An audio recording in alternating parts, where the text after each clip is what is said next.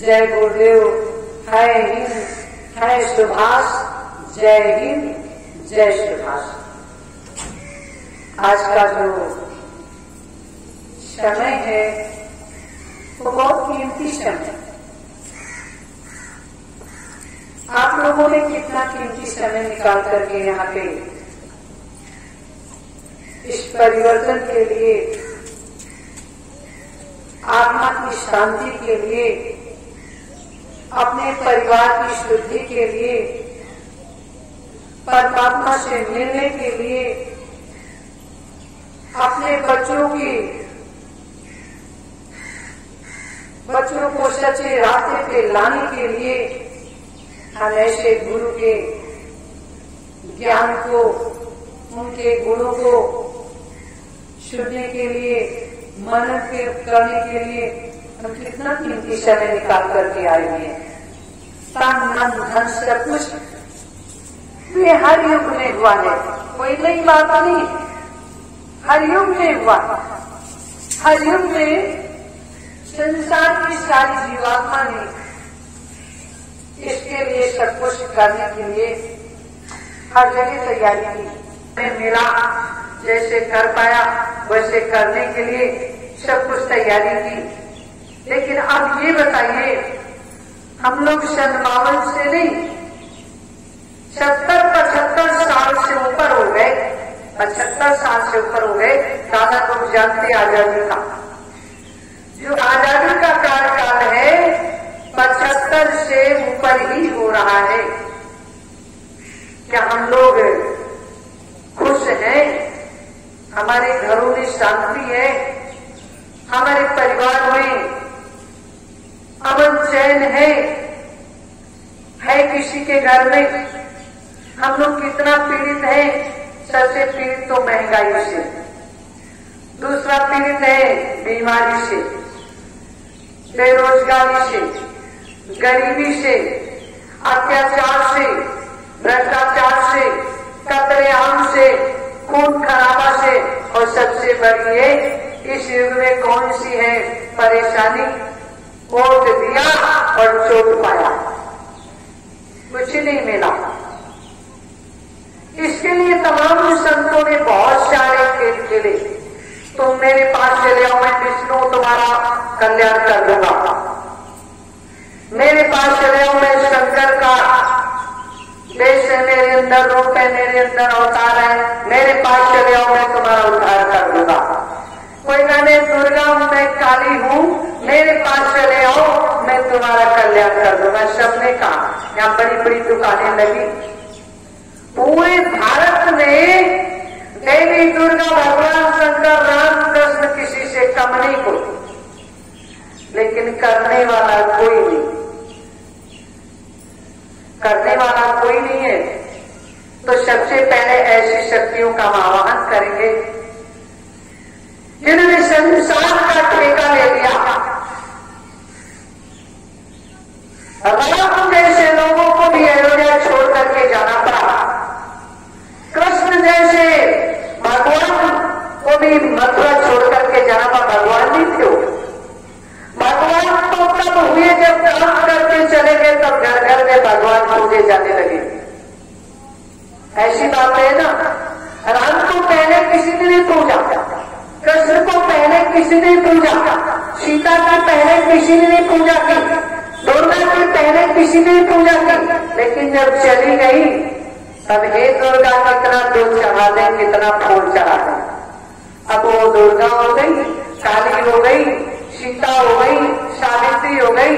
लेकिन पहले जैसे आज भी अच्छे लोग काम करने के लिए चलते, उनकी लोग साथ नहीं देते। उनका भी लोग भावनाओं के साथ जाते हैं, भीड़ के साथ जाते हैं, चमत्कार के साथ कोई नहीं जाता है। चमत्कार तो थोड़ी देर के लिए, लेकिन सत्य बहुत देर में खुलता है।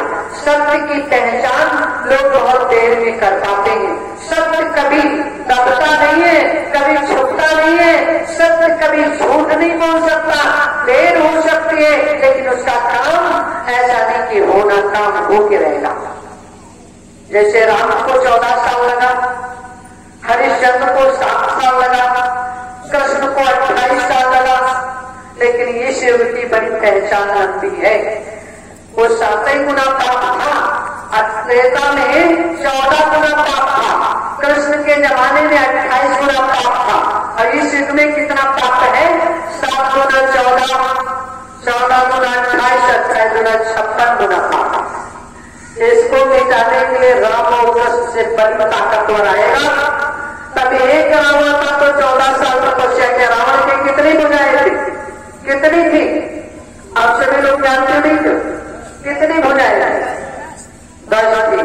आवाज में कितनी भुजाएं थी इनके हमको बताओ। आज घर घर में रावण है। जिसके घर में एक शराबी है उस मां से पूछिए रावण का कितना बड़ा, कितनी बड़ी भुजा होगी। जिसके घर में एक शराबी पैदा हो जाए तो ऐसा कौन सा घर है 100 में 10 नहीं है, बाकी सब रावण है, सब माताएं परेशान है।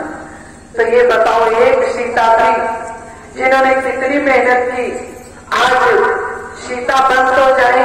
देहात की कहावत है कि रान बेचारी हो जाती जब पति मर जाता है तो कहती वो तो बैठ जाए, जब रड़ुआ बैठने दे, बैठने नहीं देते लोग। वो तो चाहती मैं अपने तप और अपने बल से अपने पति की पूजा करूं, अपने पति की याद में इस जीवन को व्यतीत कर दूं अच्छे ढंग से।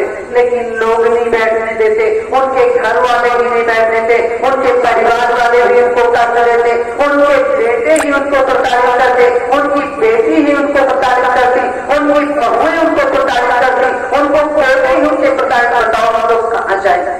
ये नारी और गौ बराबर है। तो जितना गौ सताई जा रही उससे ज्यादा नारी सताई जा रही। आज इसको बचाने के लिए कितने संत महात्मा आए और सबने बताया मैं भगवान हूँ, तुम मेरे पास चले आओ। लेकिन जब गए तो वहां निकला ढोल के अंदर बोल। सबने कहा तुम बाबा हो, तमाम बाबाओं के बारे में जानते हो, आप लोग जेल में परेशान रहे, नाम लेने से कोई जरूरत नहीं है। इसलिए बाबाओं के चक्कर में भी मत पड़ो, अपने कर्मों पे जाओ। जैसा हम कर्म करेंगे वैसा हम पाएंगे। अपने घर में रह करके जितना कर्म कर सकती हो उतना बाहर जा करके नहीं कर। अपनी चौखट पे कोई नहीं पूछती, चौखट को पूछती हो और चली जाती हो कहीं, वहां नाव के पास, तांत्रिक के पास कहते मेरा वशीकरण करा दो, मेरा बच्चा मेरे काबू नहीं है, मेरी बहू मेरी बात नहीं मानती।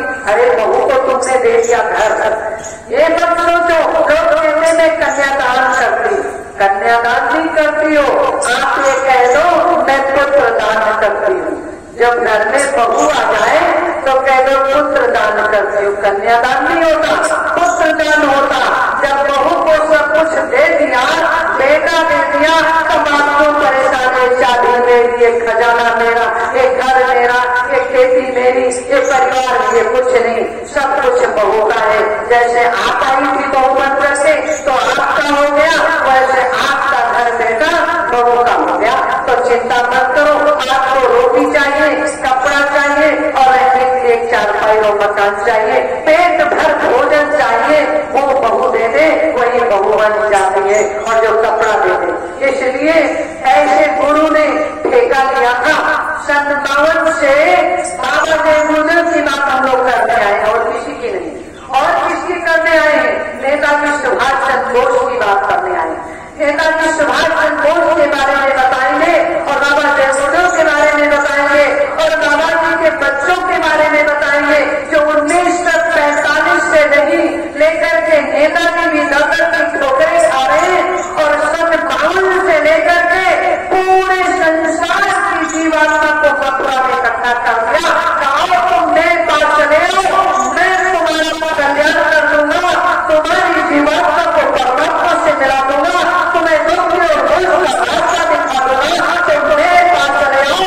अगर नहीं मानोगे तो 84 के गोली लगाओगे, ये मेरा वादा था।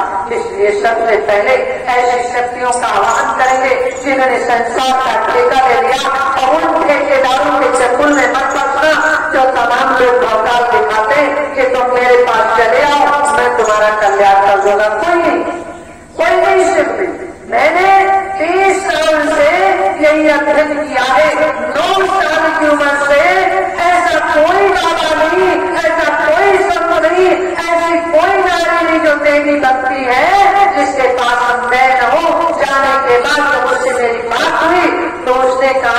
कलयुग का खेल है, मुझे खेलने दो और तुम अपना काम करो। काम करने के लिए कोई नहीं आया, इसलिए काम करने के लिए हमें भेजा गया है। 90 में बाबा जय गुरुदेव जी ने सबसे पहले हम अपने गुरु का आह्वान कर दें।